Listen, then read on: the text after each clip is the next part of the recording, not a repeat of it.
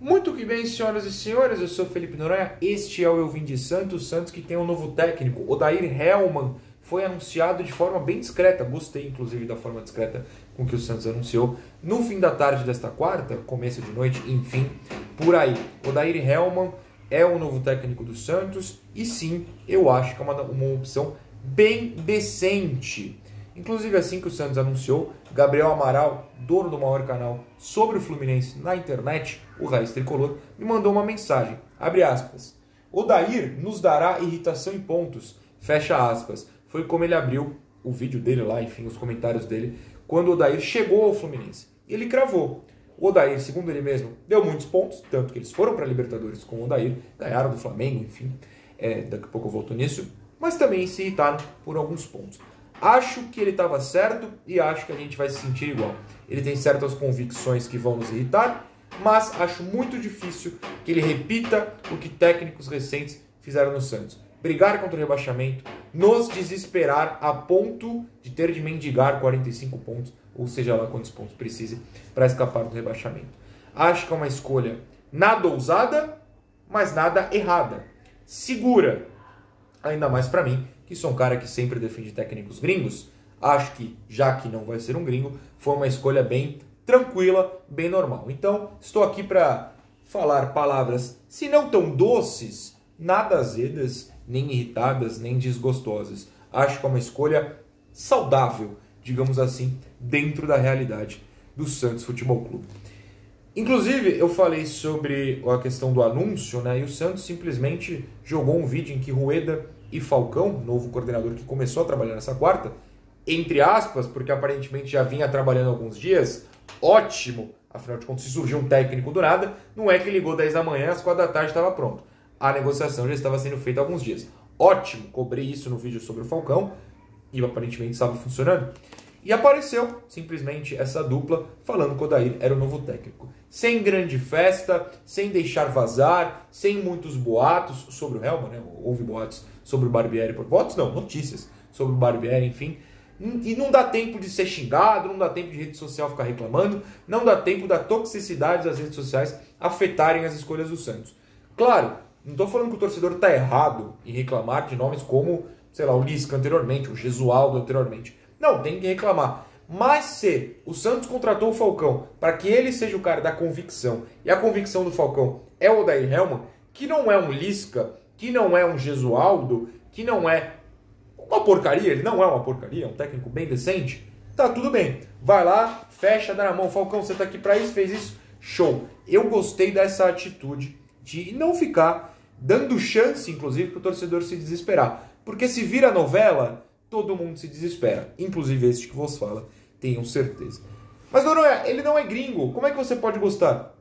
Eu sempre falo que eu gosto de gringos, os bons, que eu acho que os bons gringos são superiores aos bons brasileiros. Se a realidade do Santos, principalmente financeiramente, não é trazer um gringo, se o Vojvoda vai para outro lugar, vai ficar no Fortaleza e não vai topar o Santos, se o Bielsa já disse não, se o BKSS disse não, claro, esse anteriormente, bom, é o mercado brasileiro que é o real para o Santos? Vamos discutir o mercado brasileiro. Quem tem no mercado brasileiro? Olha, tem o Odair e não tem muitas outras opções decentes. O que vocês acham? Tem convicção, Falcão, de que o Odair é um bom nome? Eu acho que sim. Acho que os trabalhos dele anteriores, principalmente em Inter e Flu, que basicamente são os dois únicos trabalhos dele antes do Al-Wassel, não sabe Deus como é que se fala isso lá nos Emirados, são bem decentes. Como disse o Gabriel Amaral, que inclusive acabou de mandar uma mensagem. Olha só, é uma mensagem sobre um jogo dele com a Lacaleira. Daqui a pouco eu chego nisso. Como disse o Gabriel Amaral, irritação e pontos. Irritação e pontos, cara. É o que eu falei, eu só não quero brigar contra rebaixamento de novo. Pelo amor de Deus, eu só não quero brigar contra rebaixamento. Daí a gente pensa o futuro. Só não me dá briga contra rebaixamento. No Flu, aliás, no Inter, vamos começar pelo Inter, quando ele vira técnico, ele só foi cair após 20 meses, o que no futebol brasileiro é muita coisa, e costuma também indicar fim de ciclo. Ou seja, não é que o trabalho era ruim, ele caiu depois de 4 derrotas seguidas, mas com todo respeito, qual era o contexto dessas derrotas? Isso que a gente tem que ver. O que importa pra mim é que depois de subir na Série B, que ele pegou só no finalzinho, mas enfim, vamos focar na Série A, ele foi pra Libertadores direto com o Inter, né? Ele pega o time e vai pra Libertadores direto. Vai pro top 5 do brasileiro direto. Não é fácil fazer isso. Quem dera o Santos estivesse no top 5 de brasileiro, não é mesmo? E depois cai.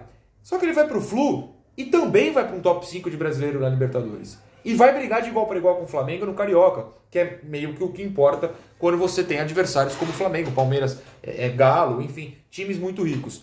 O Fluminense do Odair jogava de igual para igual com o Flamengo e dava susto, e dava jogo. E perdeu por grandes acasos, como foi naquela final que todo mundo viu quando o futebol estava parado na pandemia, e a final do Carioca de 2020. E o Flu foi lá e jogou mais que o Flamengo por parte do jogo, como o Gabriel me lembrou, até o Egídio, que é o Egídio, errar. Aí você pode falar, tá, mas aí ele escalava o Egídio? Bom, outros pontos, né? Tem jogador ruim em todo lugar. Se ele começar a escalar o Camacho de titular, a gente fica bravo. Mas eu não vou ficar bravo por antecipação. O Fluminense jogava a bola, mesmo que dentro das convicções do Odair, que podem não ser as convicções do torcedor. Provavelmente as convicções do Odair não serão as do torcedor do Santos aqui, em termos defensivos. O Gabriel mandou uma mensagem assim, ó. Ele não joga pra frente. Ele amarra o time. Vai piorar. Ele adora 3 volantes fortes fisicamente. Meu Deus do céu. Rodrigo Fernandes, Alisson e, sei lá, outra sua escolha, Camacho. Que não é forte fisicamente, vocês entenderam. Zanocelo até mais fortinho. Ele quase não sobe marcação. E ele não se pauta por preferência de torcedores. Juro, as mensagens do Gabriel foram essas. Aí ele muda para as positivas. Tem um método de bola parada e aérea sensacional. Show, porque o Santos não tem método. Imagina, método bom. E é extremamente pragmático em conceito tático e relacionamento com o jogador.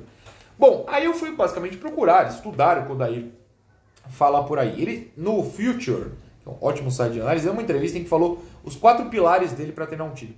Organização, é o que o Gabriel falou. Ele pauta o time de forma organizada, não pode ser bagunça, ele tem uma ideia, se a ideia vai ser 3 volantes ou não, daqui a pouco a gente discute isso, inclusive, é outra história, mas ele tem uma organização. Ele prega intensidade, é bom que pregue mesmo, porque o Santos desse ano, meu Deus do céu, era tudo menos intenso. Concentração, ótimo, porque o Santos tinha uma coisa, assim, tomou um gol, tomamos um gol, né? Olha, acabou o jogo. Fez um gol, eita, estamos ganhando. E começava a tomar, inclusive contra o Flu. Lembra, estava 1-0, do nada 2 gols em meio segundo para o Fluminense. Um Santos desse ano foi muito desconcentrado. E a relação humana com os jogadores. Ótimo, se não é o sonho de todo mundo, um técnico bom de grupo, que a relação dele seja humana. É o que eu falo. Não pode se render ao grupo de jogadores, não pode escalar jogador porque é queridinho, mas também não pode ser babaca, tem que ser uma relação saudável. Aí ele fala sobre ideias de jogo, que não é que ele, por exemplo, joga por uma bola. Tem um vídeo do Future que vai bombar hoje, com certeza, é um corte dele falando, eu não jogo por uma bola.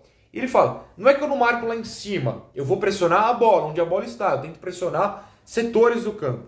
Tudo bem. A gente traz isso para o Santos. O Santos é um time que depende dos meninos hoje. Eu vou falar com o que eu tenho em mãos hoje para falar. Que é a existência de Ângelo, Marcos Leonardo, Soteldo, que não é velho, Miguelito, enfim, jogadores novos no elenco. E todos, pelo menos 3 desses 4 que precisam ser titulares. Foi mal, Miguelito, mas calma aí que já vai ser. Ele não pode jogar com 12 volantes, 14 zagueiros, 15 laterais e tirar esses meninos do campo. Não pode. Ele chega sabendo disso? Espero que sim. Ele fala nessa entrevista também que gosta de se adaptar ao que tem na mão. O que ele tem na mão são estes meninos. Se ele gosta de se adaptar ao elenco que existe, no clube que ele vai chegar, ele sabe que os meninos têm que jogar. Tem que jogar. Então, minha esperança aqui é que ele se adapte e não fique retrancando o time. Pode até armar um sistema defensivo mais forte para proteger os meninos. Claro, eu quero um sistema defensivo forte. Mas não pode abdicar desses meninos, nem ficar rezando por contra-ataque. Esses moleques têm que ter a bola no pé. O Soteldo tem que ter a bola no pé, o Ângelo tem que ter a bola no pé, o Marcos tem que ter a bola chegando no pé dele para ele finalizar. Se o Miguelito bombar também, tamo junto.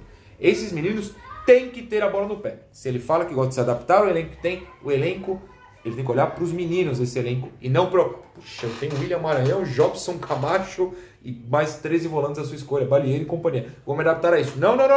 Eu tenho Marcos, eu tenho Ângelo, eu tenho Soteldo, eu tenho jogadores de habilidade. É nisso que eu tenho que me adaptar. Se ele tiver este olhar, eu estou muito feliz. Bom, vamos lá então. O aproveitamento dele no Inter e no Flu é muito bom. No Inter ele teve 60%, quem dera o Santos tivesse 60%. No Flu ele teve 56%, quem dera o Santos tivesse 56%. E no Al-Ahly ele teve 56% também. Quem dera o Santos tivesse esses aproveitamentos nos últimos anos.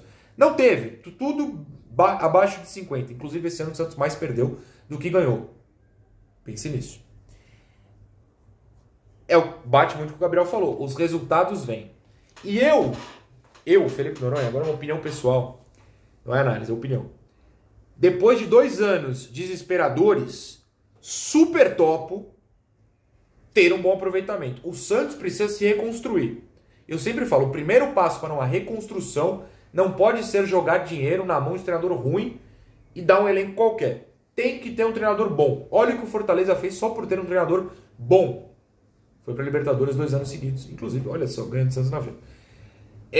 Se o Odair for esse cara que vai potencializar o elenco, tá tudo bem. Eu topo jogar de maneira que não me agrade, eu topo jogar um pouquinho de uma maneira que me irrite um pouco, mas eu preciso de resultados.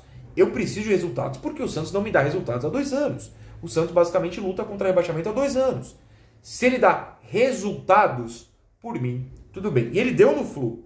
Como eu falei no top 5, o Gabriel também alertou. Olha, vão falar que a fama de mata-mata dele é ruim, mas pega os contextos. Tem uma queda pro Lacaleira do Vojvoda numa Sula. Libertadores? Na Sula. Acho que na Sula. É na Sula. O time joga mal, o time passa mal de Covid no vestiário, segundo o Gabriel. Tem um contexto. Vários desfalques. Atlético Goianiense, vários desfalques. Numa Copa do Brasil. Mas contra o Flamengo, quando estava inteiro no Carioca, ganhou o Taça Rio, em cima do Flamengo. Foi perder ida e volta para o Flamengo apertadíssimo, jogando e o Egídio falhando no final para estragar. Então, assim, acho honestamente que é uma escolha bem digna e o Santos acertou. Importante, hoje é dia 16 de novembro. A pré-temporada é no dia 15 de dezembro. Tem mais um mês aí. Como o Marcos e o Ângelo estão na seleção, não sei se eles terão mais uns dias de folga, mas falta um mês. Faltando um mês, o Santos tem o que não tinha anteriormente, que era um diretor executivo, agora o coordenador. O Santos tem um técnico que não tem também há 3 meses, desde que o suposto técnico lá foi embora. Esse cara tem um mês para indicar jogador, esse cara tem um mês para observar jogadores que estão no elenco, não pessoalmente, mas os vídeos, pegar conhecimento e falar, esse eu não quero, esse eu quero, papapá. Um mês para isso, na realidade do futebol brasileiro, mais um mês para treinar e estrear no dia 15 de janeiro, que é mais ou menos a data que o Paulista começa, tá ótimo. O Santos acerta no nome, na minha visão. O Santos acerta em fechar já. Principalmente porque aí eu não tenho que ficar pensando nisso durante a Copa do Mundo. Obrigado. Mas falando sério, principalmente porque o Santos precisa ter um planejamento. Se tem um mês para esse cara decidir o elenco, que daqui um mês vai ter um mês para treinar na mão dele, são 2 meses em que o Santos tem um cara para fazer tudo certinho. Agora, querido Maionese, tá na sua mão. Eu tô dando um voto de confiança, não que você precise, mas quem tá me ouvindo, quem confia no que eu falo, tô dando um voto de confiança. Acho que é uma escolha bem decente e, como eu disse, palavras doces, nada azedas, tô bem. Muito que bem. Comecei o vídeo com muito que bem por um motivo. Beijo, tchau.